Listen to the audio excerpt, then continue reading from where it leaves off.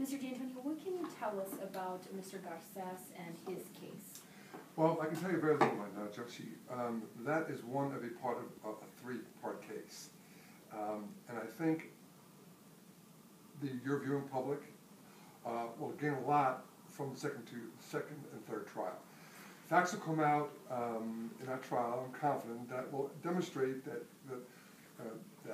in the first case, that we were limited to what we could do. The facts are the facts, and we can't change the facts. And sometimes there are people who are more culpable than others. And so I'd ask you and the viewing public to pay close attention to the next coming trials and learn a lot about what we know, what we found out, and what the investigation led to. And I'm confident that after the public and the news media observes those, then they'll have a full and complete understanding. Because right now we're shooting in the dark. You're seeing one part of a puzzle with two integral parts missing. Once all three parts come together, then I think everybody will have a clear understanding of it, and I think they'll understand why we did what we did and why we did justice in that case. Yeah. Okay, and I know you said you can answer very little, but yes, ma'am. I spoke to Mr. Torres' attorney, yes.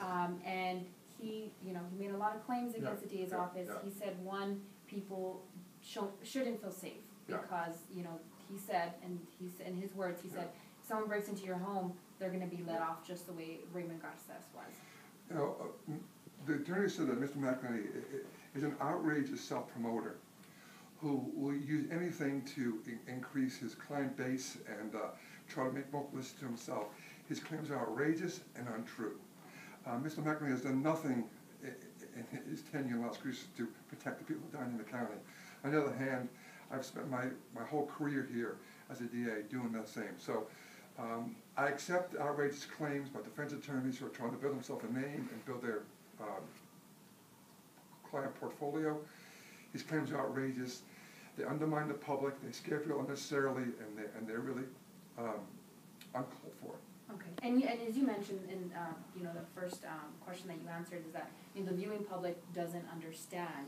Yeah. When we hear that Mr. Garces was charged with a slew of charges for breaking into that home, and it's just down to one, trespassing. For the person at home, listen, I view other cases around the world. I can be objective about this, and I totally understand what you're saying. But one of the things that you have to understand is when you investigate a case, after the charges are leveled, based on certain information, an investigation ensues, a thorough investigation. And when the prosecutor takes the case, we uncover facts and issues that were not available in the first onset of the case, which change the viewpoint, change the structure of any case. And so it's very common throughout federal law, throughout state law, all over the state, that once a prosecutor has a complex case like this, where there's many people involved and a long-term investigation, then we have to modify and adapt the prosecution to the facts as they come out. Sometimes witnesses don't come for weeks and months after the fact. Say, oh, by the way, we didn't know those facts, 2 months or 3 months ago when we were charging it, and they change. And so right now, let me reiterate that you're looking into a room that's only 1/4 lit. And when the other two pieces of the puzzle are snapped together, then you'll have a full picture. Now, after that, you still may not agree with me, but I think you'll have a clear picture of what went on. I mean, people are going off half-cocked now, saying, oh, this is a tragedy, this is a travesty. Don't know the full picture. It's self-promotion at its worst, and it's not good for us or anybody. Okay. And again, Mr. Torres' attorney, the other part that he said was that, the DA's office has settled for plea deals. What is your response to that?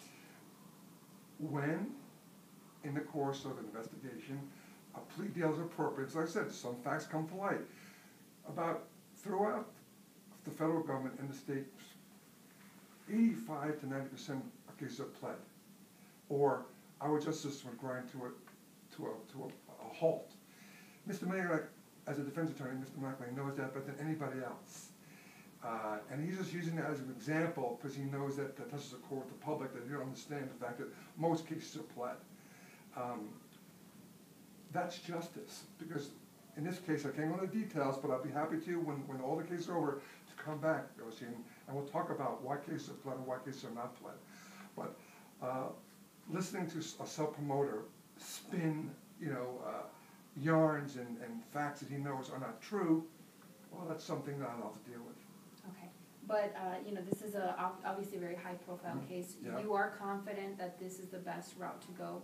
There's no doubt in my mind, and I believe that the people who care to involve themselves in these matters will have a full understanding after the full case is over, and be very confident that the DA's office did the right thing. Okay. Can you go into detail about why you feel No, that it's confident? you know what? Let the case speak for itself, okay? And then I promise you and I can get back together in a couple of weeks when all the cases are done, and then we can have a frank discussion about it. Okay, perfect. Okay. Anything else that you want to add? No, thank you very much. Okay, I thank appreciate you. your time.